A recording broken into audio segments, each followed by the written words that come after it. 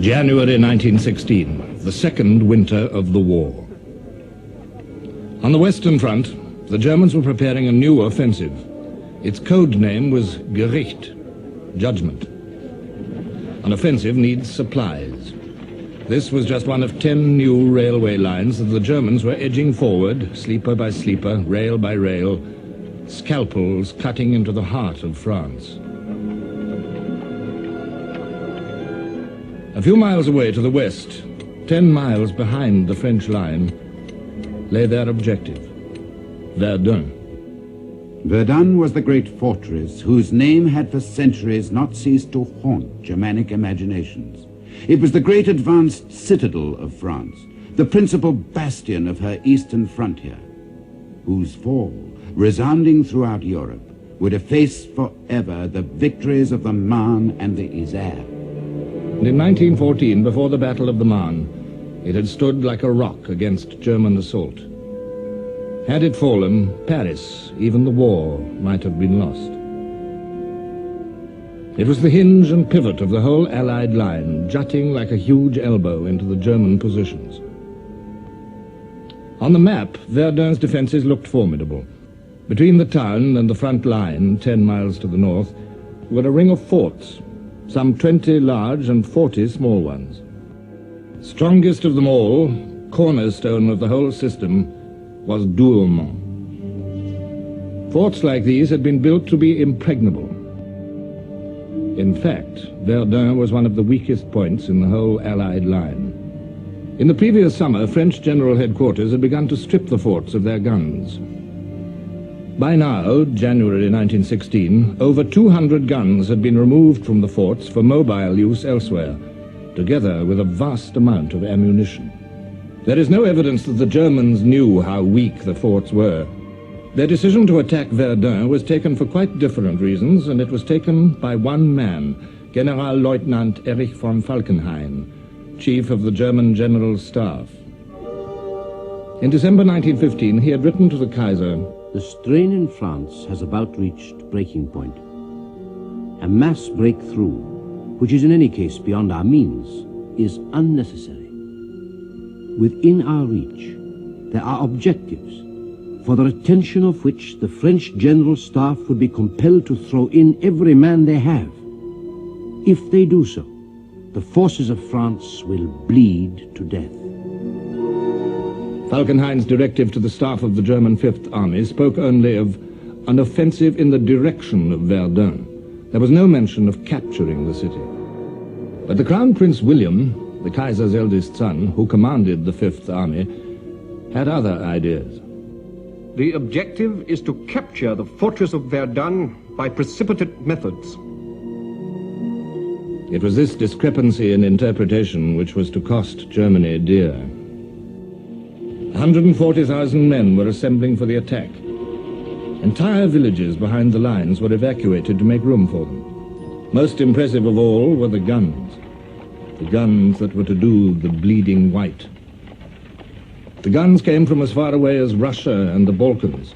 Siege mortars, naval guns, quick-firing guns, field guns, mine throwers, 1,200 guns in all. And to supply this fearsome armory, 1,300 munition trains, 2.5 million shells. With the greatest secrecy, the build-up continued through the damp days of January. On the other side of the lines, alarm at the state of Verdun's defenses had at last penetrated to General Headquarters at Chantilly. And the French Minister of War, General Gallieni, wrote to the Commander-in-Chief, "Reports have come to me indicating that in the Verdun region, the line of trenches appears not to have been completed. Should the enemy break through, not only would your responsibility be involved, but also that of the entire government."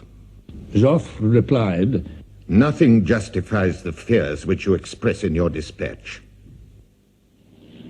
German planes patrolled the forward area in strength, waiting to pounce on any French reconnaissance planes. They had complete air superiority. They had assembled the greatest concentration of air power ever employed in war so far. 168 planes at Verdun, and a large number of observation balloons. Even Joffre became apprehensive. Our minister to Denmark telegraphed that a German offensive was being talked about. This was immediately confirmed by news from Switzerland of the concentration of 400,000 men in the region of Verdun. A regiment of engineers was immediately sent to Verdun to strengthen the defenses on the east bank. Time was running out.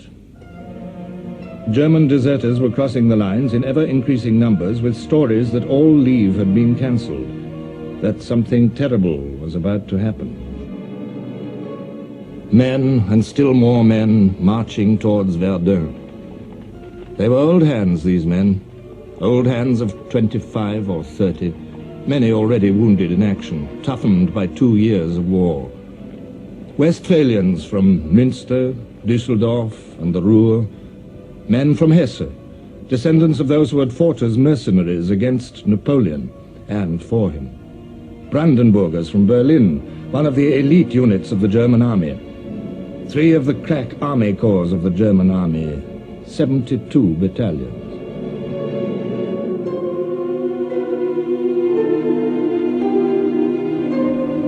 Their wait was a fearful one. On February the 11th, the day before the attack, Verdun's treacherous climate came to the aid of the French. The attack was postponed. It gave the French a little time to improve their defenses, to settle in 2 new divisions that had just arrived. These men, like the Germans, were veterans, young men grown old before their time. Poilus, the French public called them, the hairy ones. It was a nickname they disliked. Few of them fought any longer for such noble aims as the recovery of Alsace and Lorraine. They fought for the remaining land of France. And so they waited. 34 battalions of them, 30,000 men. Ill-prepared, outnumbered by over 2 to 1, and by much more in guns. The hour is near. In our wood, the front trenches will be taken in the first minutes. My poor battalion, spared until now. The dawn, February the 21st. 20 miles behind the German lines, a Krupp's 15-inch naval gun raised its barrel from its camouflage netting.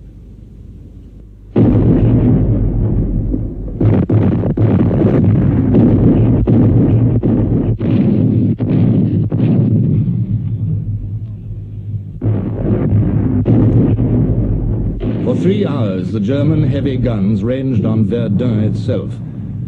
At 7 in the morning, the bombardment switched to the French lines. 1 heavy battery to every 150 yards of trench, and to the roads leading up to them. Gun after gun joined in, 1,000 in all firing onto 6 miles of the French front. To the French, cowering in the woods of the East Bank, the air seemed solid with whirling fragments. The shells appear like great ghosts, axing the trunks, mangling the branches into hanging shreds.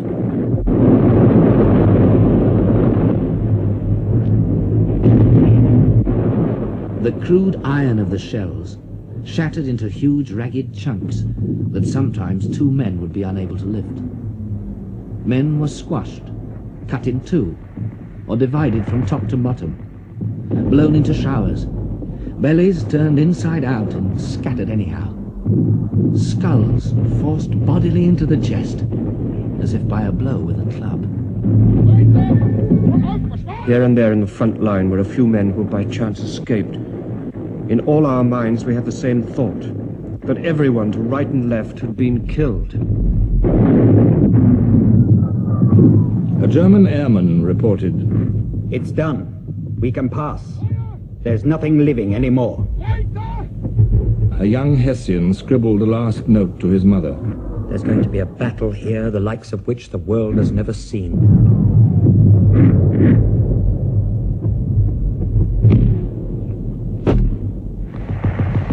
The Germans had 8 miles to go. Their fighting patrols slipped forward like a dentist's probe.